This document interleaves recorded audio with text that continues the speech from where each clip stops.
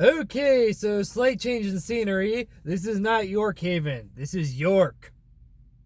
There is a difference. This is right near the Locust Street crossing, which contains the York Secondary. So there is not other train lines that converge here like up at York Haven, and I highly doubt that we're going to see a train in our short time. Excuse me, here. I was driving home from York Haven and didn't really get any good videos, and then inspiration struck. I've decided to talk about Autism Speaks and why they are not a good organization.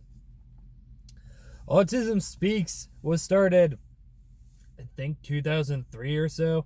Anyway, it was back in the day when autism was seen as a really, really bad thing, kind of like cerebral palsy is, or some other conditions that people advocate for cures for. And their main mission is to find research to cure autism. That may not be such a bad thing in some cases, but they want to basically, in a sense, they would much prefer that I not be here talking to you guys right now. They would much prefer that autism completely go away. Now, for some people who have really bad, debilitating symptoms with autism, of course they should have a way to lessen those symptoms. But people who are more high functioning, we don't want to not be here. There are certain aspects of my life that could be better off if I was a neurotypical, but honestly, it's not that bad of a thing learning that I'm autistic and how to manage with it. The road here is a bit busier, so there's going to be more cars going by. Autism Speaks does not have a single person who's autistic on their board. They try it a few times just to show it off to people, but the people that were on their board would always get kicked off as soon as they spoke out about what they were doing. So that's one reason a lot of people don't like them.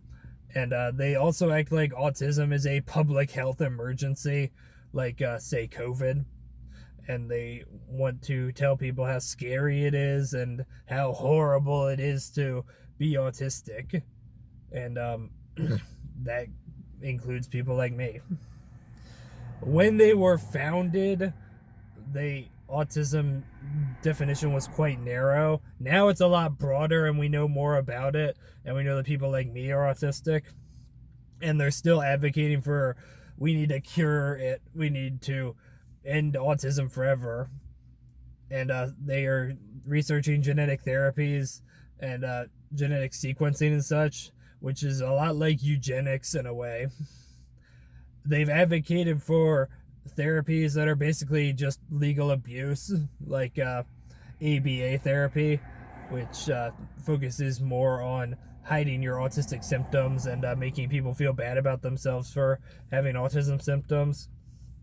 And they still use a lot of symbols that autistic people don't find to be beneficial. For example, most autistic people don't like the puzzle piece imagery that they've put out, or any puzzle piece merchandise or stuff like that, because we're not a problem that needs to be cured. We're different people who need different accommodations and want people to understand that. Less than 2% of Autism Speaks funding goes toward actually helping autistic people today. It all goes to sustaining themselves as an organization and then putting research forward for cures. And that can be quite problematic. So I don't support Autism Speaks. I try not to support organizations that do. And I hope that other people here soon will come to realize just how harmful things like what Autism Speaks does can be to the autism community. Now, there's a big truck going by.